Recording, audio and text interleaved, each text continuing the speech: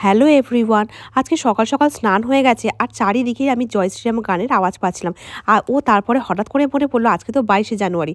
তাই আলমারি থেকে ভাবলাম একটা অরেঞ্জ কালার ড্রেস বার করি। তো অরেঞ্জ কালার ড্রেস বার করলাম আর এখানে আমার হাতে কমলা লেবু, সেটাও অরেঞ্জ কালার।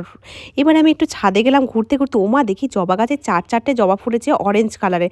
আমি তো দেখে অবাক যে এই ঠান্ডার মধ্যে 4খানা নাকি জবা ফুটেছে। তাই একটা মট করে ভেঙে নিলাম, ভেঙে নিয়ে আমি এখন ঠাকুরকে দেবো। আজকে গাছে অনেকগুলো জবা ফুটেছে, তাই আর গাছ থেকে ছিঁড়তেও খুব মায়া লাগে, ফুলগুলো এত সুন্দর দেখতে যে কি বলি। আর আমি একটা ফুল নিয়েছিলাম, সেটা হচ্ছে আমি মাথায় দিয়েছি। দেখো আমি অরেঞ্জ কালার ড্রেস পরে রেডি হয়ে গেছি। আর এখানে আমি গোলাপ ফুলের পাপড়ি দিয়ে লিখেছি জয় শ্রীরাম।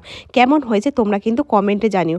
আর দেখো এখানে একটা জবা ফুল আমি মাথায় দিচ্ছি, কিন্তু মাথা থেকে পড়েই যাচ্ছে, মাথাতে ঠিকঠাক আটকাচ্ছিল না।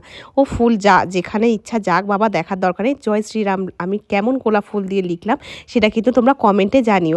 আজকের মতন টাটা বন্ধুরা, দেখা হবে নেক্সট ভিডিওতে।